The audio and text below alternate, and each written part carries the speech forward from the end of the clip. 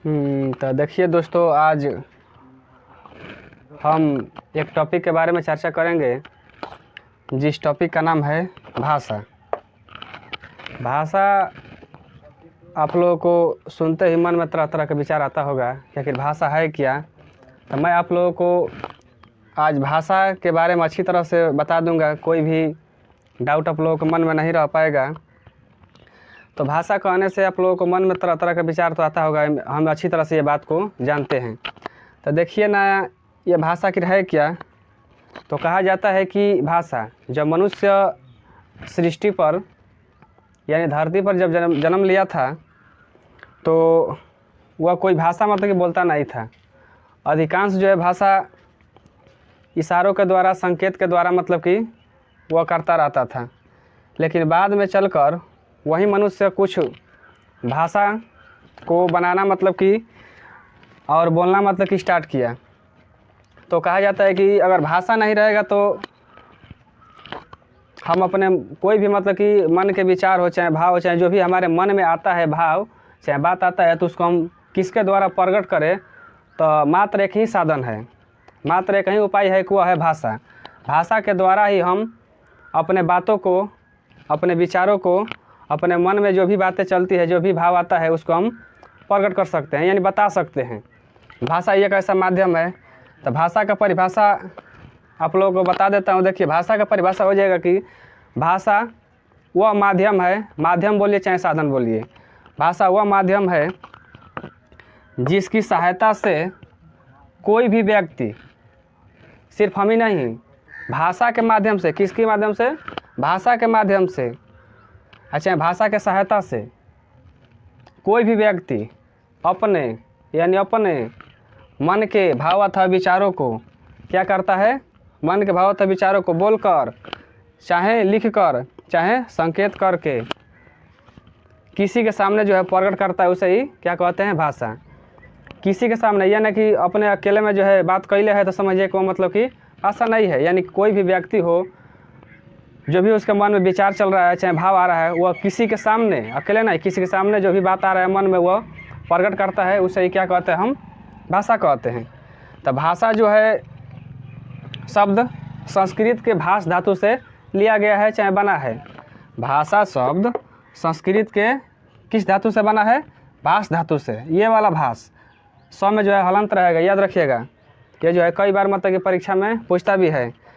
अब आता है कि मतलब कि बहुत सारे लोग कंफ्यूज में रहते हैं कि भाषा के आखिर कितने भेद होते हैं। तो आप लोग मतलब कि याद रखिएगा, भाषा के मात्र 2 ही भेद होते हैं। भाषा के कितने भेद होते हैं, 2। भाषा के 2 भेद होते हैं। पहला हो जाएगा मौखिक भाषा, दूसरा हो जाएगा लिखित भाषा। और मौखिक भाषा है क्या, तो मौखिक भाषा में कोई भी व्यक्ति क्या करता है नू, कि अपने बतिया का जो है, बतिया को बोलकर प्रकट करता है।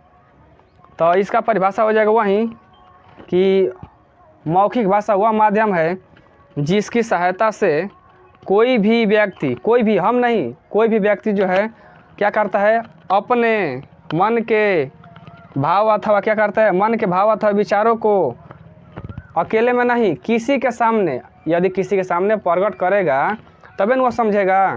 किसी के सामने बोलकर प्रकट करता है, उसे क्या कहते हैं, मौखिक भाषा। याद रखिएगा कि मौखिक भाषा में कोई भी व्यक्ति हो, अपने मन के भाव अथवा विचारों को कैसे प्रकट करता है, सिर्फ बोलकर ही प्रकट करता है। तो जैसे में क्या हो जाएगा, भाषण। भाषण जब भी आप लोग मतलब सुनते होंगे, तो कोई व्यक्ति मतलब कि बोलता है, जो भी मन में बातें आती है, विचार आता है, वह किसी के सामने क्या करता है, अपने प्रकट करता है। तो भाषण आप लोग सभी लोग जानते हैं क्या होता है, कि भाषण कोई खड़ा हो जाएगा और उसके बाद मतलब कि अपना बात बोलते जाएगा। वार्तालाप आप लोग जानते हैं कि दो लोगों के बीच में मतलब कि बात होता है, उसे वार्तालाप, संवाद आप लोग जानते हैं। जैसे कि दुकानदार और ग्राहक के बीच में बात होता है, थोड़ी ना लिखकर बात होता है, वह मौखिक भाषा में ही बात किया जाता है। और मौखिक भाषा सबसे आसान भाषा मानी जाती है। कौन भाषा सबसे आसान भाषा मानी जाती है, मौखिक, क्योंकि इसमें कोई व्यक्ति पढ़ा लिखा हो या ना हो, वह अपने बातों को, अपने विचारों को, अपने भावों को किसी को बोलकर मतलब कि समझा सकता है, बता सकता है। इसीलिए मौखिक भाषा को सबसे आसान भाषा भी कहा जाता है। इस बात को नोट में लिख लीजिएगा सभी लोग कि मौखिक कौन भाषा सबसे आसान है, मौखिक भाषा आसान होती है। उसके बाद होता है दूसरा भेद है इसका लिखित भाषा। आखिर लिखित भाषा है क्या?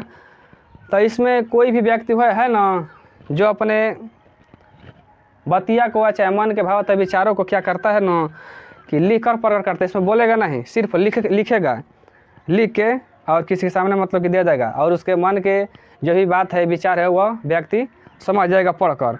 जैसे में हो जाएगा समाचार पत्र जो होता है, आप लोग देखेंगे थोड़ी ना समाचार पत्र बोलता है, वो पत्र थोड़ी ना बोलता है, वो पत्र मतलब कि पढ़ लेंगे और जो भी बात होता है उसको हम समझ जाएंगे। चाहे आप लोग देखेंगे पत्र, जैसे अपने भाई के पास, अपने पिताजी के पास, अपने मित्र के पास जो पत्र होता है, वो पत्र में सारी बातें लिखा होता है, वो लिख देता है और हम उसको पढ़कर समझ जाते हैं उसके बातों को, क्या कहने वाला है क्या कहने वाला नहीं है। तो जैसे में पत्र हो जाएगा, समाचार पत्र हो जाएगा, लिखित परीक्षा हो जाएगा। लिखित परीक्षा आप लोग देखे होंगे, जब भी जो भी परीक्षा होता है आप लोगों को, चाहे बिहार बोर्ड का हो चाहे कोई भी परीक्षा हो, तो उसमें क्या होता है कि आप लोगों के सामने मतलब कि कुछ क्वेश्चन पेपर आते हैं और आप लोग मतलब लिखित भाषा में रहता है, आप लोग मतलब क्या करते हैं वहाँ लिख कर ही देते हैं, थोड़ी ना मतलब कि बोल कर देते हैं। तो ये हो जाएगा लिखित भाषा। तो आप लोगों को पता है, कोई इसमें पूछेगा, डाउट रहता है कि देखिए ना मतलब कि एक भाषा का जो है 3 भेद होता है।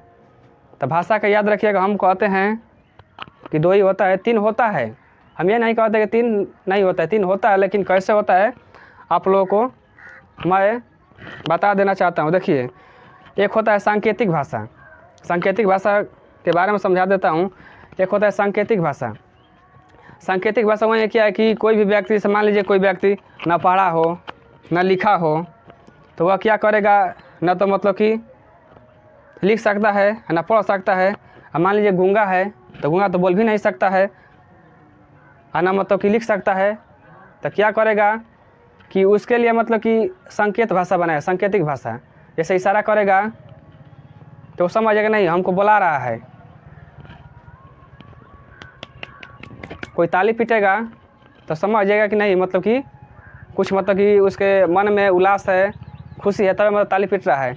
और सांकेतिक भाषा मतलब कि कठिन, सबसे कोई पूछेगा सबसे कठिन भाषा कौन है, तो सांकेतिक भाषा होती है। इसलिए होती है क्योंकि संकेत, आप लोग रास्ता चौरास्ता पर देखे होंगे, कुछ मतलब कि सिंबल होता है, वह सिंबल मतलब जो पढ़े लिखे होते हैं वही समझ पाते हैं, जो अनपढ़ होते हैं वह समझ नहीं पाते हैं।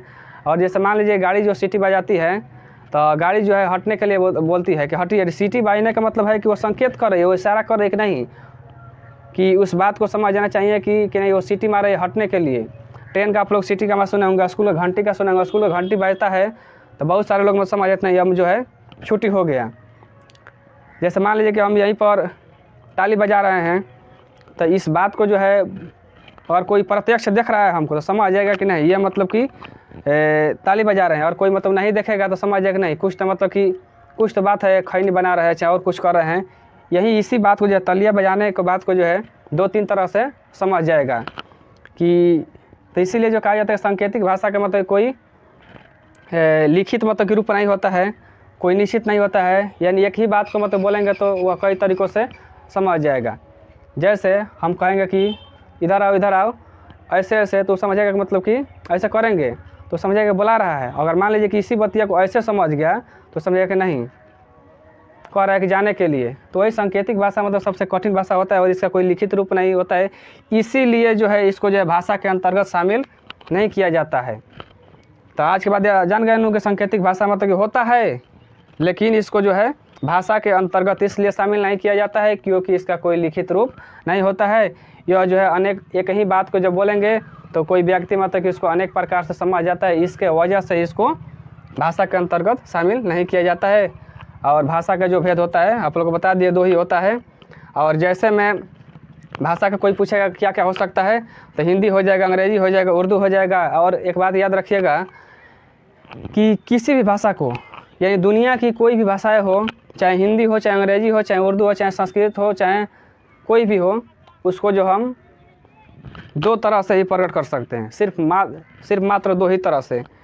एक मतलब कि जैसे मान लीजिए हिंदी है, तो हिंदी भाषा को हम बोलकर प्रकट कर सकते हैं, जैसे अभी हम हिंदी बोल रहे हैं, और इसी बतिया को हिंदी भाषा के द्वारा ये मतलब कि किसी बात को हम मतलब कि लिख कर किसी के सामने पहुंचा सकते हैं, प्रकट कर सकते हैं। तो याद रखिएगा किसी भी भाषा को, चाहे कोई भी भाषा हो, हिंदी, संस्कृत, अंग्रेजी, उर्दू, कोई भी भाषा हो, उसको हम 2 ही तरीक़ा से किसी के सामने प्रकट कर सकते हैं।